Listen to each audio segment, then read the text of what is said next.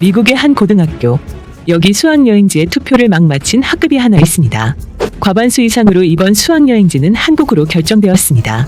수학여행지로 한국이 결정되자 유럽에 가고 싶던 남학생들 사이에서 한숨이 흘러나옵니다.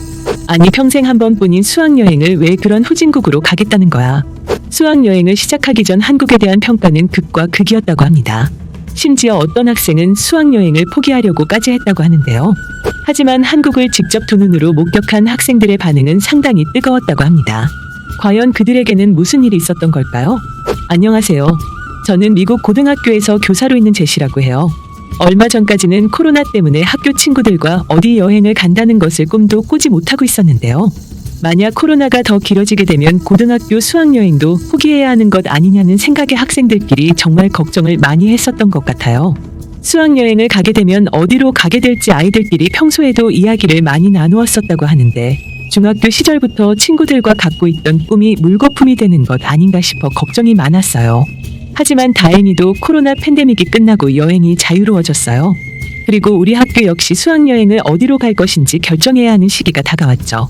정말 세상에는 너무 가고 싶은 곳이 많다 보니 학생들 모두 의견들이 다양했어요. 학생들 중에서는 해외여행을 가족들과 함께 여러 번 가본 경우도 있었지만 대부분은 해외여행 경험이 없거나 있더라도 한두 번 정도였거든요.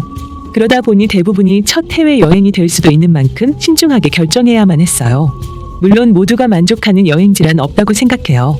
누군가는 유럽으로 가고 싶어 했고 누군가는 아시아로 가고 싶어 했어요. 호주로 가서 캥거루를 보고 싶다는 아이들도 있었죠. 그 모든 곳을 갈 수는 없다 보니 아이들끼리 각자 투표를 해서 어디로 가고 싶은지 결정하게 되었고 투표 결과를 보자 크게 두 곳이 최종 후보지가 되었어요. 바로 한국과 유럽이었습니다. 남학생들은 대부분이 유럽으로 가고 싶어 했어요. 물론 유럽으로 가고 싶은 이유는 다양했는데 축구를 좋아하다 보니 유럽의 축구 경기장 등을 보고 싶어 하는 학생들이 많았거든요. 그 외에 다른 이유로 가고자 하는 아이들도 많았고요. 이에 반해 여학생들은 대부분이 한국으로 가고 싶다고 투표했어요. 그 이유는 묻지 않아도 알 것 같았어요. 아이들 사이에서 K-팝을 비롯해 한류 콘텐츠들이 인기가 매우 높았고 최근에는 냉동김밥 등 한국 음식의 인기까지 높다 보니 모두가 꼭 한 번은 한국에 가보고 싶다는 생각을 갖고 있었어요. 그래서 수학여행을 기회 삼아 한국에 반드시 가야겠다라는 생각을 갖고 있더라고요. 결과적으로 한국으로 가고 싶다는 의견이 많았고 최종 수학여행지로 한국이 결정되었어요. 이 결정에 대해서 모두가 좋아한 것은 아니었어요. 특히 유럽으로 가고 싶어 했던 남학생들은 왜 볼 것도 없는 후진국 한국에 가야 하냐고 투덜대기도 했고 수학여행을 가기 싫다는 아이들도 있었어요.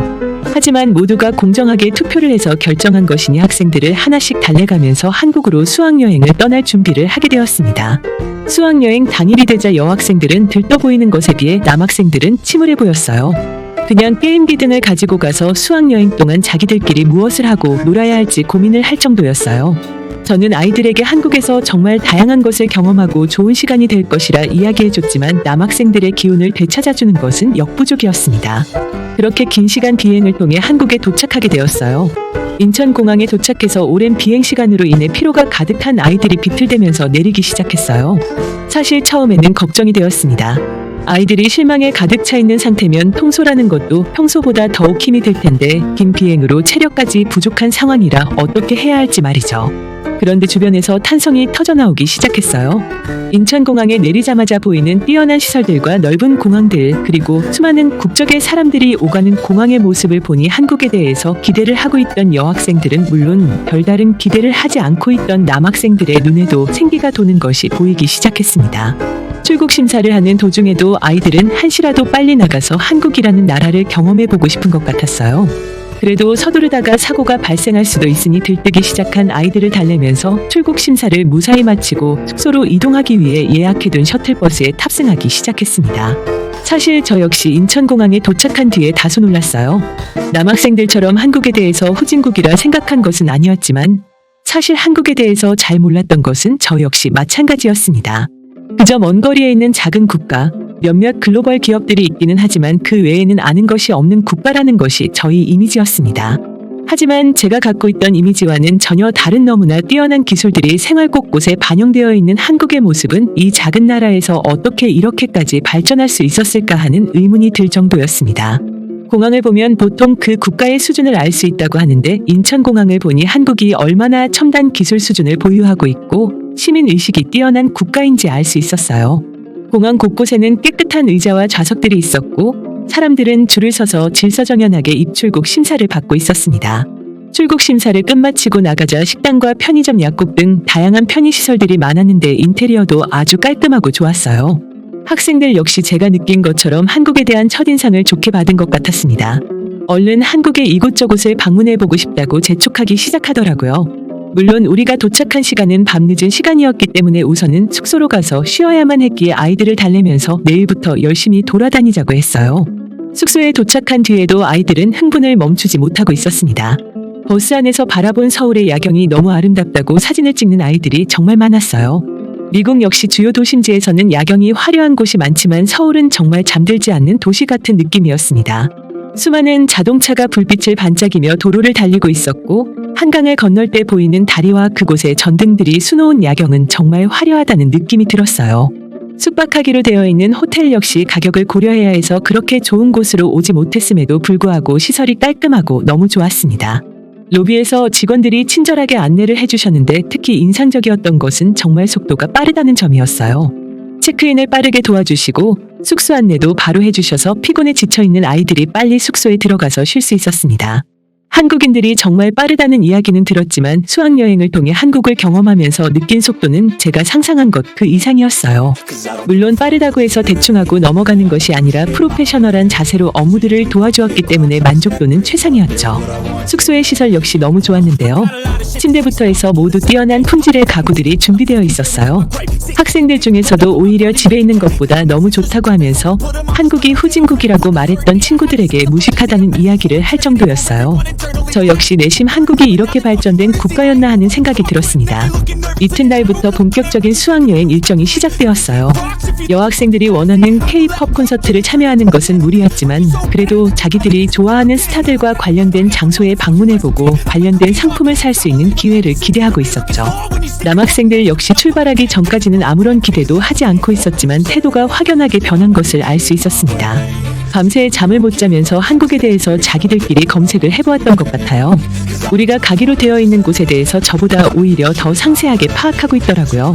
그리고 방문하는 곳마다 오히려 자기들이 앞장서서 자유시간을 달라고 이야기하면서 이곳저곳 구경을 하고 다니는 모습이 너무 보기 좋았죠.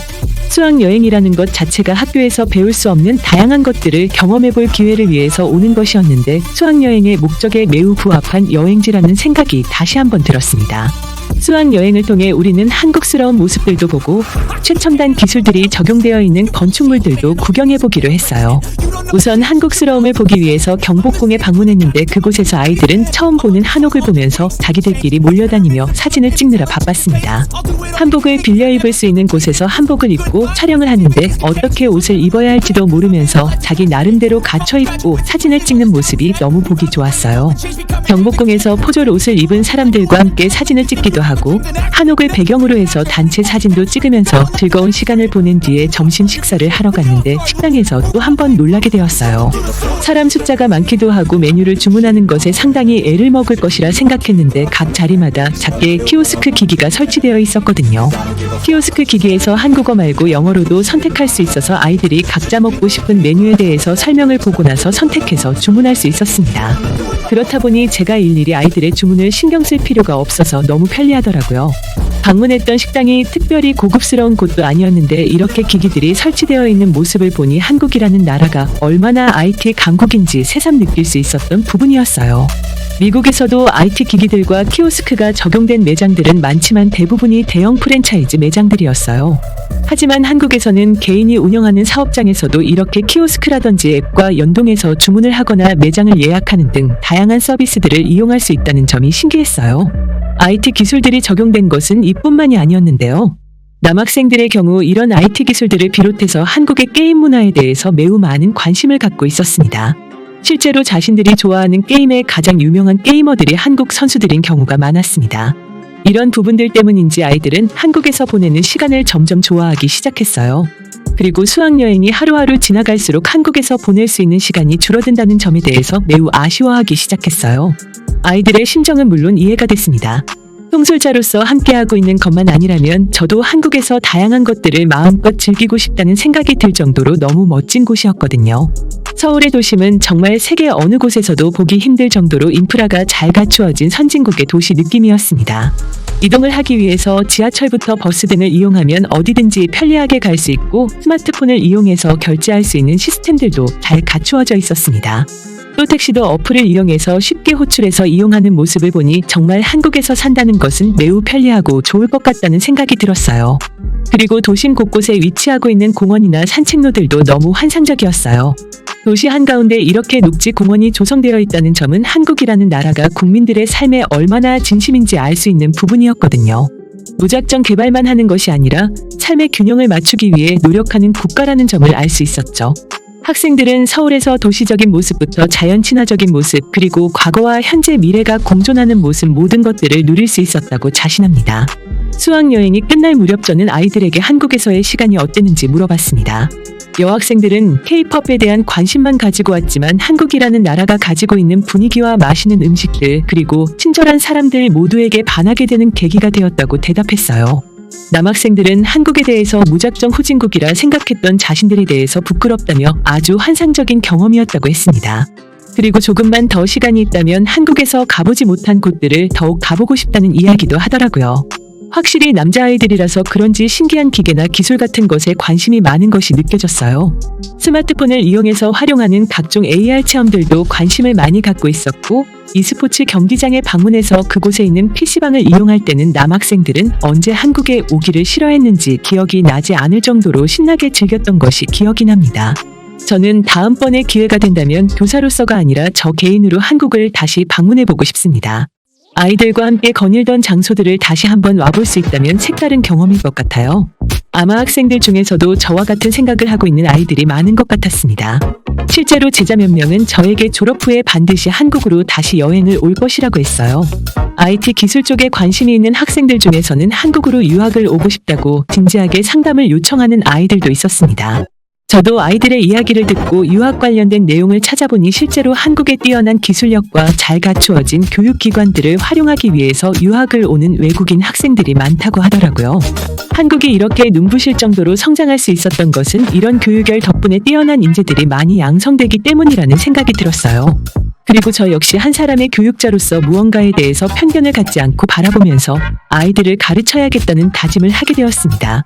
만약 한국에 대해서 제가 조금 더 다양한 것들을 알고 있었다면 남학생들이 한국에 대해 편견을 갖고 있을 때 이를 적절하게 수정해주고 미리 한국으로의 여행을 준비하면서 더욱 보람찬 시간을 보낼 수 있었을 것이라는 생각이 들었거든요.